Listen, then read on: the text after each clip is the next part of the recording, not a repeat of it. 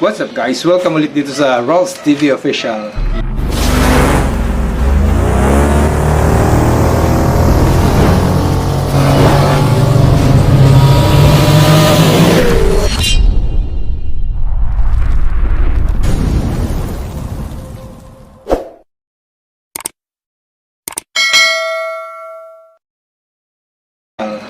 So, sa video na ito is tuturuan ko kayo kung paano yung proseso ng pag-prepare ng fairings natin bago ito pinturahan. Okay? Kaya kung hindi ka pa nakapag-subscribe sa ating YouTube channel, please do subscribe, like, share, and hit mo na rin ang notification bell button para sa mga iba't iba pang video na i-upload natin. Okay? So, itong fairings na to, may sticker to. No? So, natanggal ko na. So, ito, pakita ko sa inyo ng mas malapitan. Okay.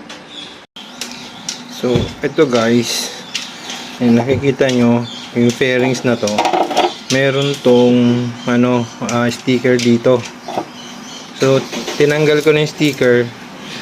Yan. Tapos naka-top coat siya. Kaya mayroong ito, makapal yung gilid niya. So, may top coat. So, yan. So, tatanggalin natin to. Yan. So, nakita nyo na guys, yung itsura ng fairings natin. Which is na, ayan, medyo malalim, medyo nakalubog siya, yung may stickers. Ayan, ito. Nakalubog to kasi may top coat. So, para pumantay siya dito, gagamit tayo ng 4 na klase na liha. So, una, nililiha ko muna ng 120. So, ito medyo magaspang. So, pagkatapos kong lihain ng 120, lilihain ko naman siya ng 240. So, yan. 240. So, ito. Nandito yung number. Yan. 240 na liha.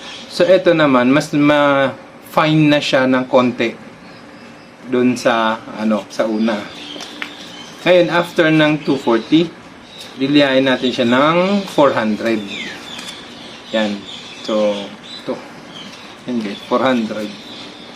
So, after ng 400, para kuminis na siya, ipa-finalize natin siya ng 1,200 na, na liha. Okay.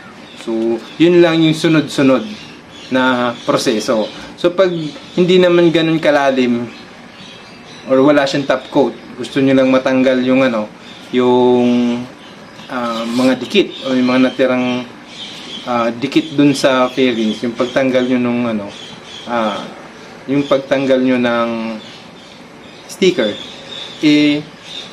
mag-a-adjust na lang kayo kung ano yung condition nung nung fairings. Okay. So sa case natin ngayon is ito, medyo makapal nga yung top coat niya, kaya bakat siya.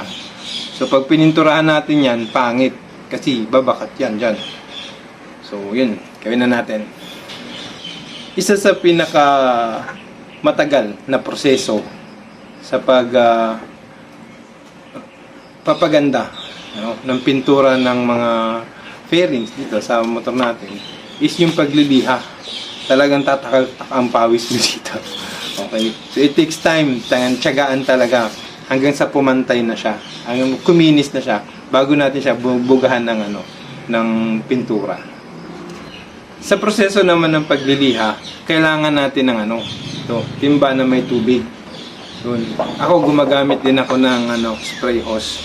So, bago ko lihain to guys, binabasa ko muna siya. Binabasa ko muna. And then, habang nagliliha, yung liha is nakalubog dun sa lagi mo siyang babasahin para malambot lang yung hagod, hindi siya guguhit, hindi siya babakat. Yun, para soft lang, smooth lang yung pagliha natin. Okay, so yun. Una, tirahin natin ng ito, since malalim, tirahin natin ng 120 na liha. So ito yun, 120 na liha. So, habang nililiha mo to, ganyan, kailangan, basahin mo yung liha.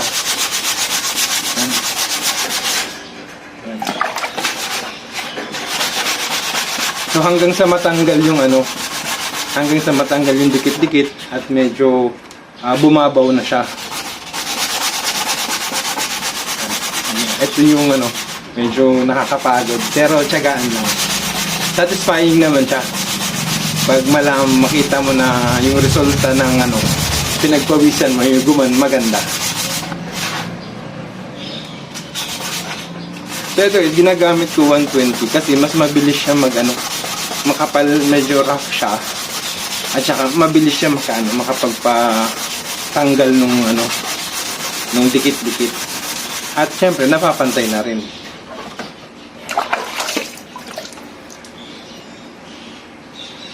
Ayan, medyo sasalat-salatin natin yan. Hanggang sa wala na tayong makapa na naumbok ba. Bira. So wag naman masyadong malalim hanggang sa yung madideform na yung since plastic to, hanggang madideform na yung yung fairing.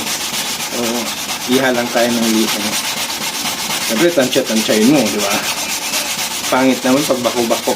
Kita yan sa pag primer mo, pag pintura mo hanggang sa finished product. Siya, makikita mo siya. So pangit, di ba? So ito, ang proseso nitong ginagawa ko very effective naman para syempre maging maganda mas maganda pa yung motor. So pwede nyo rin itong gawin habang sa bago kayo magpintura, pwede nyo itong gawin. Okay, and sana may natutunan ka dito sa video na ito. So by the way, thank you nga pala sa ating mga subscribers. And ito na guys, naliha ko na siya ng 120. So medyo na siya, natanggal na yung yung mga bakat. Yan. So okay lang yan na pag umabot na dito sa kulay puti na to, so ibig sabihin yan na yung plastic, no. So yan, medyo rough pa siya ng konti, pero pakikinisin na natin. So after natin ng 120, sundan na natin ng 240. Okay. Tara ulit. So ito na guys, yung finished product na ginawa natin. So wala na yung mga bakat ng sticker. Okay. So recap sa ginawa natin. Una, syempre, nilinis muna natin to. So hanggang likod. So kinuskus natin siya. Matanggal yung mga putik-putik. Pangalawa is nilihan natin siya ng 120. Pagkalas ng 120, 240. After ng 240, 400, and then lastly yung 1,200 na liha. So yun, para makinis. So habang nililihan natin siya, binabasa-basa natin ng tubig, okay, para maging smooth yung nalihan natin. So yeah. So ito na guys yung ating finished product, no. So hindi mo na makikita yung dating dito, yung bakat ng sticker. Yan. So hanggang dito hindi mo na makikita yan. So naliha ko na siya nung hanggang dun sa 1,200. So yun. So sana may natutunan ka sa video na ito at magawa mo rin to sa inyong mga project. Okay, so maraming salamat and God bless you.